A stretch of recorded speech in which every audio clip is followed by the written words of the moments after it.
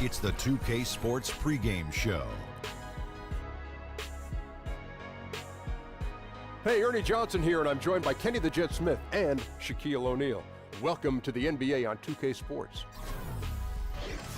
And coming right up, we'll see Montreal playing against the Celtics.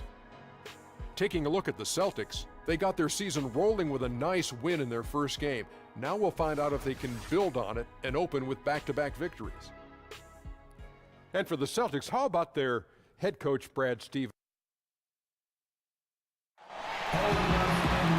It's game time in Boston as the crowds look to cheer on the Celtics. I'm Kevin Harlan alongside Greg Anthony, Doris Burke, and David Aldridge is our sideline reporter. And also joining us on the sidelines, the league's most valuable player in 2004, Kevin Garnett. KG, it is great to have you with us. Okay, how you been, man? It's good to see you, Waiting for you to sit right here next to us. That's what I've been waiting for. Man, thank you for having me, man. It's always a pleasure to see you. Can't wait to get inside your impressions of this game. It'll be a lot of fun. Looking at Boston, they took a win in their last game against the Raptors in Toronto. It was just a textbook performance. That game was all there. Once they got it going, it was full speed ahead. Just a terrific effort off the bench. Guys came in, they seemed fresh, and they all contributed. I think, Greg, everyone played their role so well, and I loved how aggressive the guys off the bench were in that one. Here are the starters for Montreal. Jason Kidd is out there with Iverson. And it's Mutombo. And it's Dennis Rodman. And it's Rice in at the 3 slot. Up again. That one misses. And it's Montreal the other way. Kidd with it. Now Payton defending. On the wing, Iverson. From outside the arc. Iverson can't get that one to fall. Uncovered, and the jumper is on the mark. Mullen's got 5 now. And defensively, this is a nightmare. He's already on a roll. Greg, the defense better start to disrupt his rhythm, or it's going to be an awfully long night for them. Elijah Wan with the block. Floats one up, and that one drops for him. He has 7. And Kevin, there was such a whirlwind around your trade to the Celtics from the Timberwolves. What were your thoughts and emotions at that time?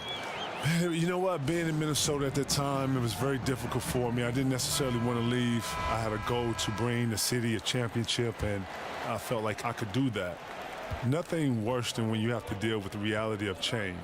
I'm not the one for change, even though I do know in order to process or progress better, you have to embrace some change. So with the help of my friends from Chauncey Billups, Teron Lue, I sat and I thought through it with those guys who have been through the trade process and talking to me, getting me to understand my options. And once I understood all my options, then I just, it was about what was best for me and my family. Wow, yeah, there's a lot to consider. Now Stackhouse following the three-point attempt by Jason Kidd. And the shot goes in. Stackhouse has got his first basket. Kevin, when you entered the draft, no player had made the jump from high school to the NBA in 20 years. And what were your emotions when your name was called number 5 overall? Oh, man, I remember that. It was 17 years old? 17, just turning 18 at the time. I was in like a whirlwind, to be honest. A lot of people don't know it's a lot of stuff that goes up into the draft, things that I wasn't aware of. You're training twice a day. You're trying to get ready for the combine. You're trying to get ready for pre-draft. You got to do workouts. This is all new to me. On top of still going to high school, trying to, graduate and stuff. So I figured it out. I hustled and I bustled and I juggled a bunch of different things. But once your name is called, it's almost like the culmination. It all comes together. It's a special moment for just you and your family and your loved ones and ones around you. And when my name was called, it felt like the world had stopped and everything was going very slow. Kevin, growing up watching the game of basketball, who were some of your earliest influences? My early influences in the game of basketball was Magic Johnson, obviously Michael Jordan, and then Chris Webber. Chris Webber Malik Sealy was kind of like the younger generation of my inspiration. Yeah. St. John's was one of the destinations. Michigan was one of my college destinations. So those guys were my natural inspirations early on when I was young. Yeah. And KG, when you were bringing those greats together like you had in Boston, the intersection of you and Doc and Paul Pierce and Ray Allen, all these guys together, everything was aligned. But you know, you got to go through something to be able to appreciate something. And I like to think that with the joining of myself and Ray Allen and Paul Pierce going to Boston, that we all had to have a journey up until that point and go through something and feel something and have something feel left out. We all was achieved when we all came together. Awards, countless all-star achievements. But then when it came to total winning and what we all do this for, it was all vacant. And that's what we all shared. And we all shared the same appetite for that, Kev. And I'm telling you, man, when we all got together, we all knew never to let each other down. And we all gave each other 100%. What a time. Here's Peyton. Baker kicks to Peyton. Over Kidd. Bounces high off the rim and drops. And Kev, you think of the great ones. You, Kobe, I mean Jordan, Timmy, yeah, how about him? They worked harder than anybody else, Kevin. And what you learn is that the similarity or the parallel that you all have is an inner animal that you never speak about. You know, we're all a little off. We're all a little dark, but that's what pushes you through pain. That's what pushes you through tough moments. When someone says you can't, when someone says this is not possible, this is unreal, no one has ever done it, that's the moment you're looking for. The moment someone told Kobe that he couldn't get over 50, 60, something Jordan couldn't do, he was driven in that. And if Phil wouldn't have stopped him, he probably would have reached 100 points. He probably would have, yeah. You know, he did Will Chamberlain a favor. And that's just real. He was in that type of mode. We all share that passion. We all share that drive. And the ones that have that inner darkness, we all understand. It's like a split personality, huh? It's almost like another level. Yeah. Dandridge, and the whistle blows, so a chance here for a three-point play. And this has been a great job of just getting into the middle of that defense and really scoring effectively from the paint. Montreal trails by 12. They set the pick. Bogues kicks to Oladipo. Some nice passing by Montreal here. Here's Sabonis. Williams with the block. And right from the start, Kevin, they've been pounding the glass. Most of those 50-50 balls also going their way. 3-on-3. Trying to go for an alley-oop, but excellent defense and anticipation there to stop it. The wide open look here for Terry. And good. Got the English that time as it falls. And good passing, setting up a lot of these buckets right now, Kevin. That's been the key. Bogues kicks to Oladipo. Back to Bogues. 6 on the shot clock.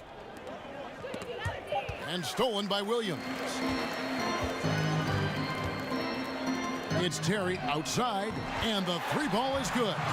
Terry's got 5 points so far. And their offense already in a flow. Some stellar shooting to jump out to this lead. Schrempf a screen on Terry. Here's Bogues. That one's off, still out of sync.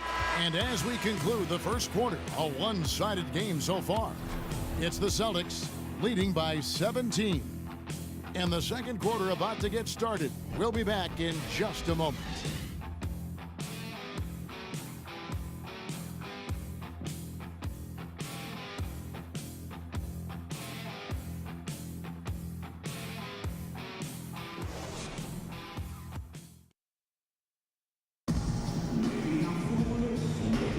And welcome back. It's been all one-sided so far through the first quarter as our second quarter gets underway.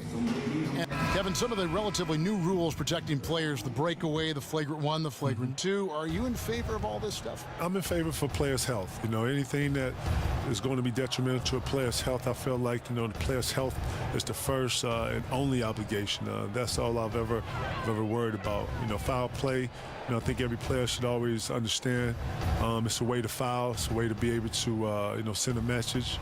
But in the heat of the moment, I get it. Things happen. But just I hope that all players out there will continue to, to care about and respect the game. On the court right now for Montreal, Caron Butler is out there with Schrempf. Then there's Oladipo. Then it's Bogues. And it's Sabonis in at the 5. They have been board dominant in this game. That's definitely been a factor in crafting this huge lead.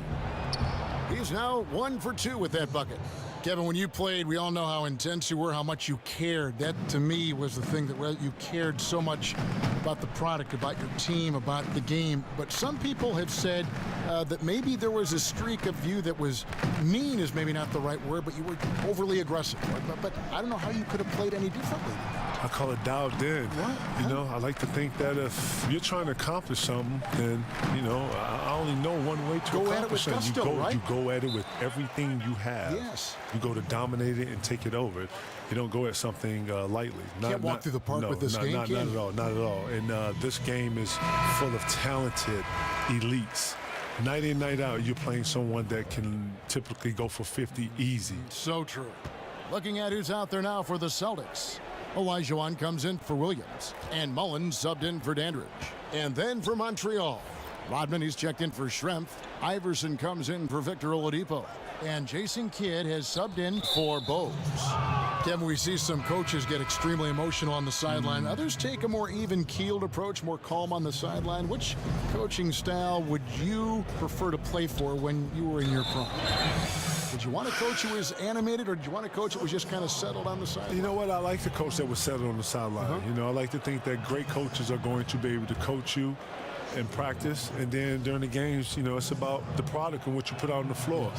Coaches that have understanding, coaches that have vision, coaches that understand the game, understand that it's a game of runs, know that it's a game of momentum, and have plays for those momentums and those times are coaches that I've always gravitated to and understood. Like Doc was kind of in between, wasn't he? Little bit of emotion, but he could also have a calm demeanor on that side. Doc was all fire. I'm sorry. There was nothing calming about Doc. I'm trying to cover Doc's back here. No, shout to Doc. Doc will rip your head off if you wasn't supposed to. But you know what? You need to play with that edge. You needed to know that if you wasn't in your spot, 1 through 15, you understood that you were supposed to be there. And it's good to play with that. I think that you don't want to be out there playing like, this is no big deal. Every play is a big deal. And no play, absolutely. Absolutely. And you know what? That severity, and you play with that importance and, knowing that you're playing for the next guy. So, that's important. Shot clock at 2. The offensive rebound. Just a solid performance on the interior. The rebounding has been off the charts. And let's catch up with our sideline reporter, David Aldridge. Kevin, Celtics coach Brad Stevens is known for getting the best out of his players. He said every NBA player has an elite strength. Some of them have 10 of them. Those guys are the very best in the league, right? But every one of them is here for a reason. And there are times when you can really soar with that skill. Kevin? And that's why Stevens is already one of the best coaches in the league, David. You've talked about him for a long time, getting maximum results from every one of his players. And that replay presented by Under Armour showing us the fantastic steal that led to that fast break finish. Another Unleash Chaos moment. Kevin, when you're talking about influences, you mentioned Chris Webber's name a lot. Yeah, C-Web was kind of, he and Stacey Augmon was at a time where I was trying to find myself as a player. Search for a roadmap, maybe. Who do I most resemble? Not only that, but just some direction. At the time I was a big who had handles, and if you know anything about Southern coaches, they don't want their big handling the ball. So you get the ball up to a guard or whatever. It wasn't until I got to Chicago to where the scouts or people were able to see, like, wow, this big can actually handle the ball. He has handle a little bit. And then my high school coach would actually make me bring the ball up to show off and showcase it. No kidding. I hated it. I was like, oh my God. But look at what happened. Bring the ball up. And he knew that turning, I could handle it. I was like, oh my God, I hated this. And he knew I would go and dunk him on. I was like, man, I don't want to shoot. He was like, no, bring the ball up. Anyways. Boston making a switch here. Stackhouse is checked in. Mullen for 3. That's in, coming off an assist from Payton. Payton's got 4 assists now tonight. Kidd against Payton. Pass to Iverson. Out to the right wing.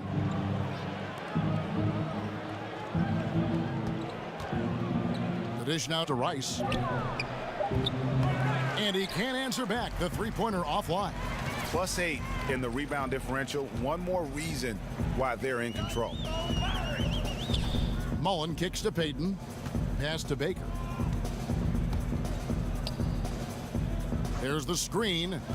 Mullen with the three. It's rebounded by Montreal. Yeah, coming off that screen, wide open, just can't convert.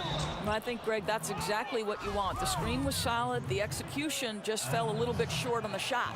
For Montreal, they have looked good at the line tonight. They're perfect in 4 attempts. So both teams making some changes here. And both free throws good for Iverson.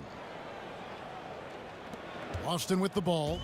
And KG, I have to say, a pleasure to have you with us here tonight, providing your great insight and intellect into these broadcasts. Thanks so much for being with us on the show, and I hope you come by again. Man, K-Hall, anytime you need me, man, you let me know, man. I'm yours, man. You know what it is. The great, the champion, Kevin Garnett. And Doris, one of the things that really strikes me about KG, he's as smart as he is athletically gifted. What a treat to have him join us tonight. Well, I'm in awe of his enthusiasm. And it's not just when he's talking, but when others are talking as well. There's so much life to the conversation. Everything he brought to the court for 21 years, he now brings to the booth. Bogues kicks to Oladipo. Back to Bogues.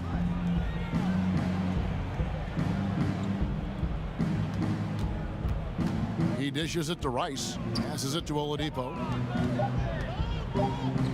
Fires from deep.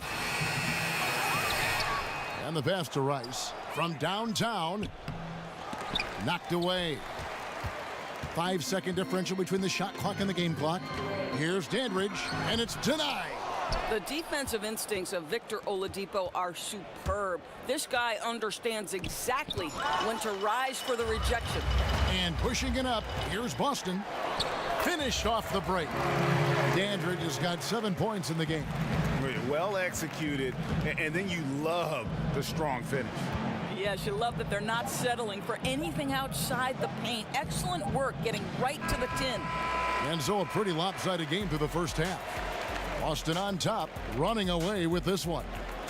Stay with us, folks. We'll get back just after halftime to start the third quarter. It's the 2K Sports Halftime Welcome back, Show. folks. Ernie Johnson here along with Kenny the Jet Smith and Shaquille O'Neal. We're going to break down all the action from the first half. Boston had no problems getting going. They went to work early at both ends of the floor, going on a 9-0 run to jump out in front.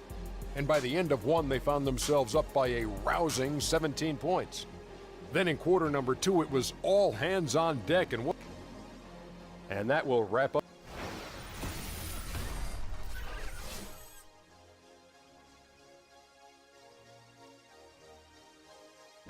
A lot going on there as we welcome you back to Boston. That shot taken from the observation deck at the Prudential Center.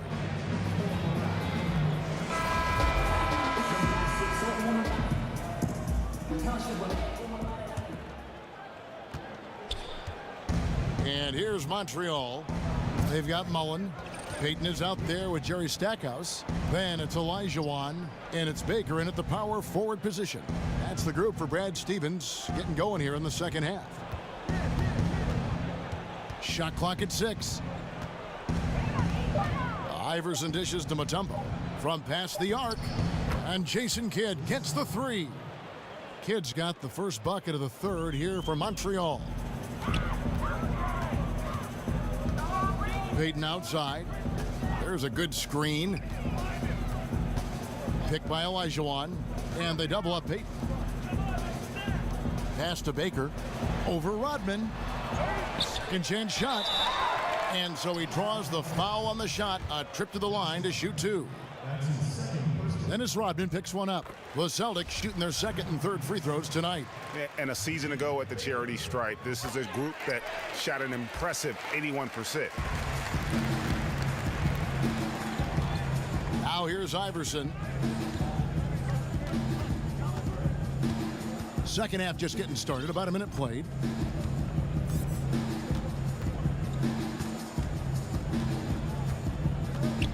Five to shoot. So he gets the whistle. Contact on the way up and 2 shots coming up. This is his second trip to the free throw line. Free throw good, Iverson.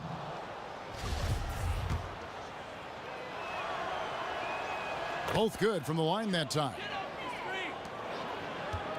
Boston leading by 23. Picked by Olajuwon. Here's Payton. And it's wide right. Hits off the rim.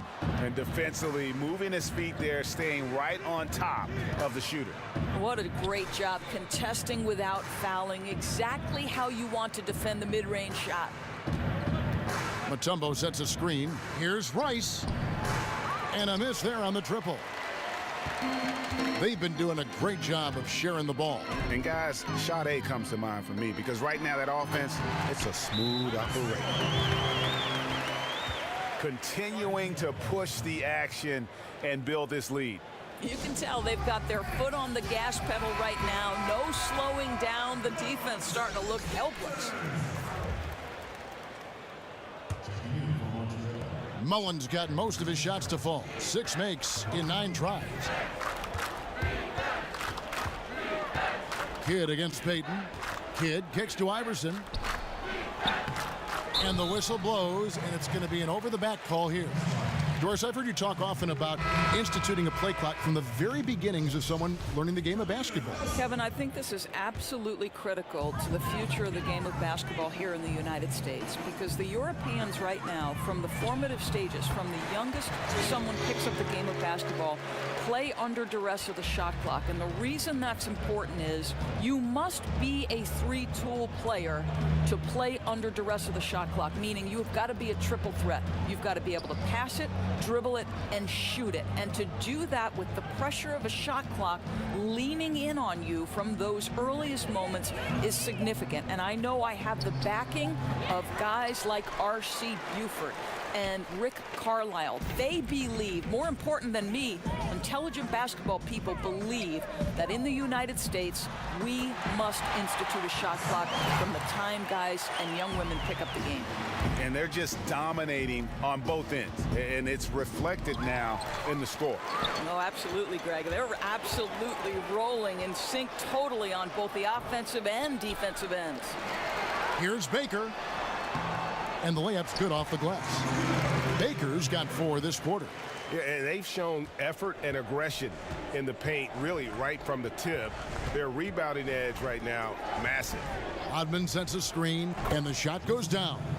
Oh, nice screen. Really a poor defensive reaction, and the obvious result.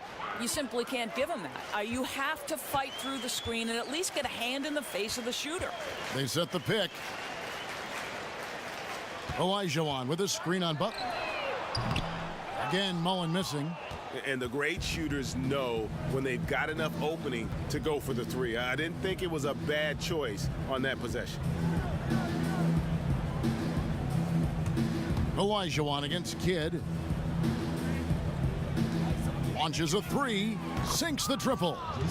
Kidd's got a pair of 3s now here in the 3rd for Montreal.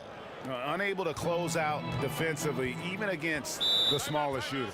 Well, credit the shooter. It's just great work carving just enough space to get that 3 off in time. So the Celtics called timeout. They're first.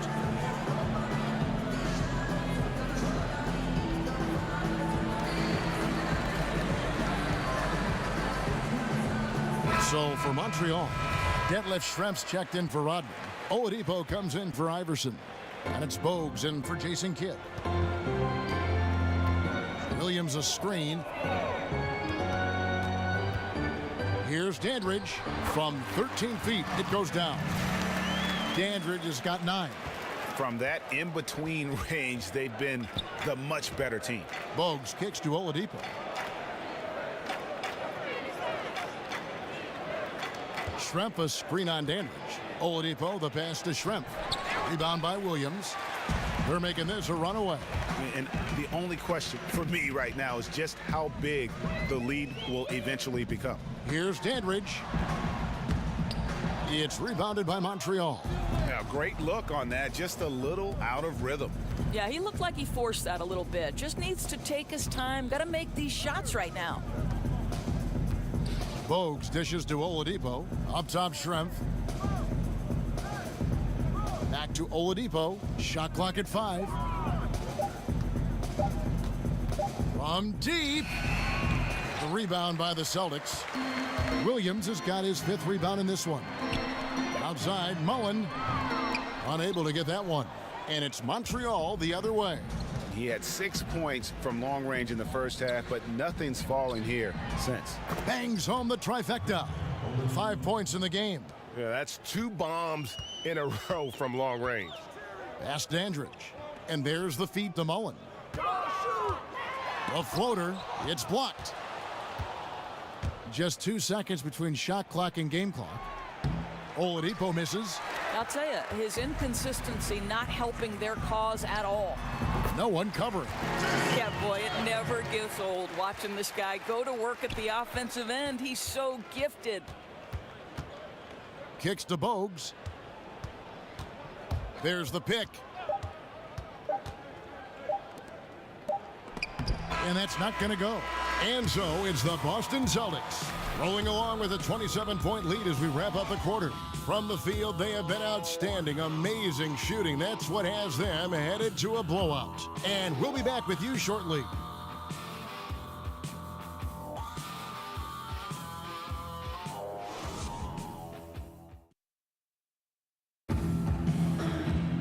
Welcome back. 4th quarter action starting up in what has been a one-sided show.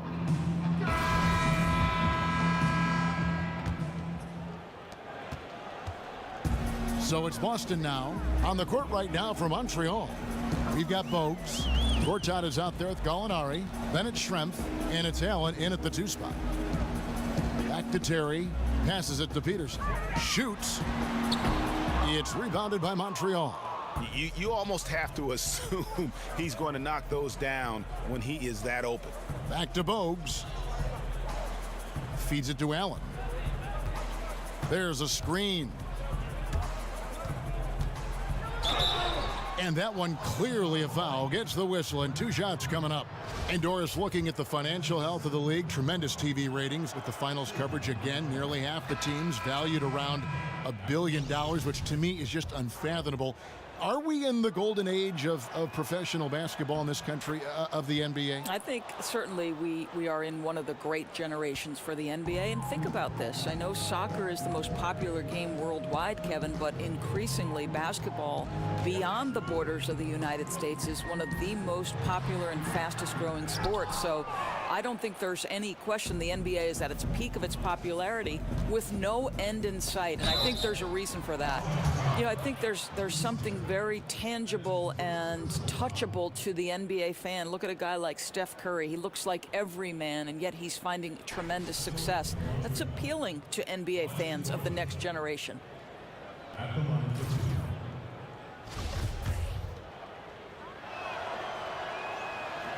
And the first one at the line is good. Jameer Nelson's checked in for Jason Terry. Both free throws good from Gortat. And even though they're down, they are putting on a show at the free throw line. Nelson kicks to Williams. Over Mutombo. And the shot falls short this time. Tremendous defense. Boy, they're putting an emphasis on not giving him a clean look inside. Shots good by Rice. I'll tell you, that's an assist that shows great sense for where his teammates want to move. Nelson, the pass to West. LaRusso with a screen on Iverson. Back to Nelson.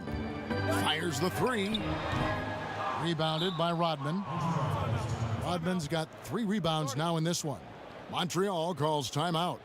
And Doris, in the collective bargaining agreement, great news for retired players. Health insurance options, pensions will increase, tuition reimbursement fund. What does that mean to these players who gave everything they had for this great game? You know what I love about this, Kevin? I think each of us stands on the shoulders of the people who came before us, right? Everybody is the product of all the experience that came before. So yes. You think back to some of the ages that shaped the NBA, the Bill Russell Celtics, the Jerry West Lakers, and then go on through the generations. It's important we acknowledge their contributions. I absolutely love what this CBA has afforded these retired players. And I think the NBA actually has taken a lead in that among all of the national sports. You know what, Kevin? I think the NBA, because of their great leadership, they're always opportunistic to say, how can we make it better for our players? How can we make it better for the fans? And other leagues are following. Well said, Bruce. No good from Peyton. There are going to be times, I think, when it's okay to take a shot like that, but not on that possession. Oh, definitely. I mean, he can make that, but that particular distance is not his specialty. They set the pick. Dishes it to Rice. Rodman sends a screen. They get it back. That's nice technique on the glass. You know, you leverage your position and your size to pull that in. Fouling like that isn't how you get back in the game. Celtics leading by 21, and it's Allen Iverson with the foul. That is his first foul of the game. Just a little under 2.5 minutes have passed now here in the fourth.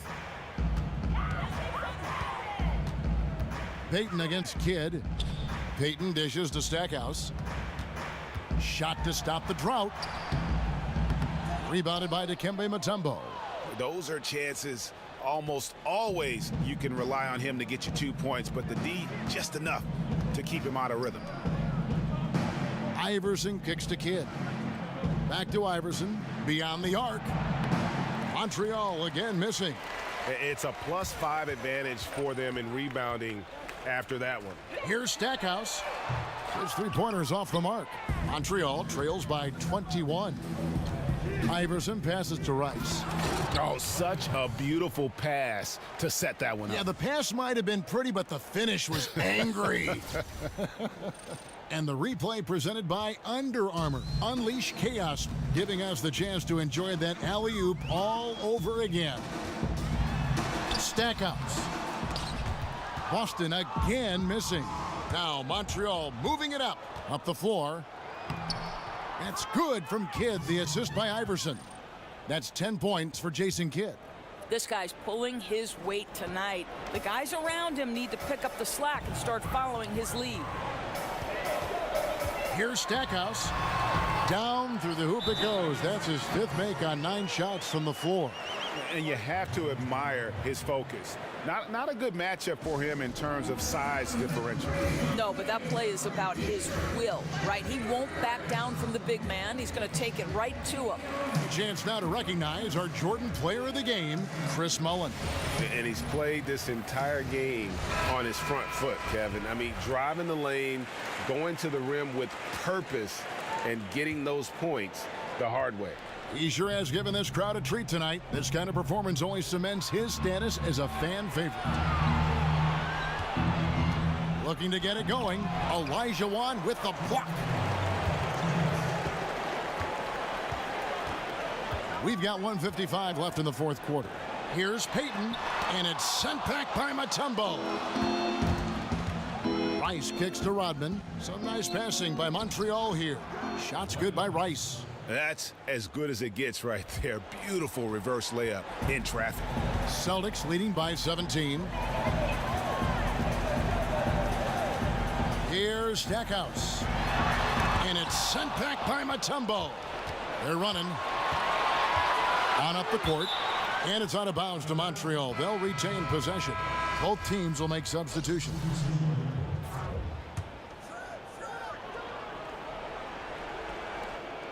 And the officials signal the backcourt violation. Not very careful there.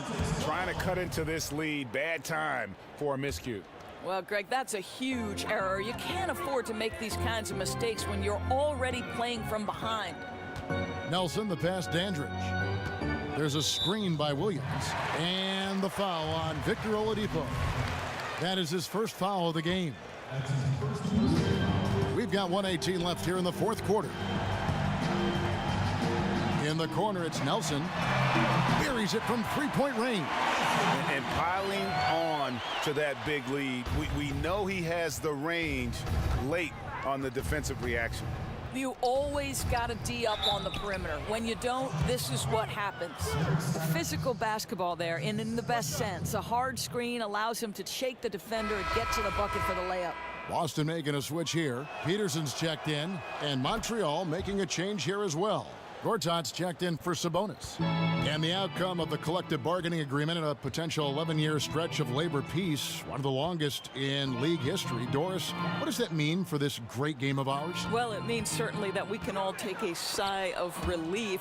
Everybody wants to play basketball and see basketball played. So great for the players, their representation, great for the league, and certainly great for the fans and the television partners. And Doris, I sense such fairness on both ends, too. It really is a partnership. You know, I think it would be wise for both the players and the ownership to remember they need each other to peacefully coexist and to thrive. And when you're trying to get an agreement that does the best by both parties, this is what you can have. You can have a long stretch of labor peace that makes everyone happy. Well said.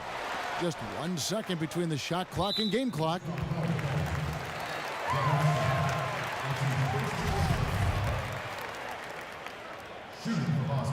And he makes the first.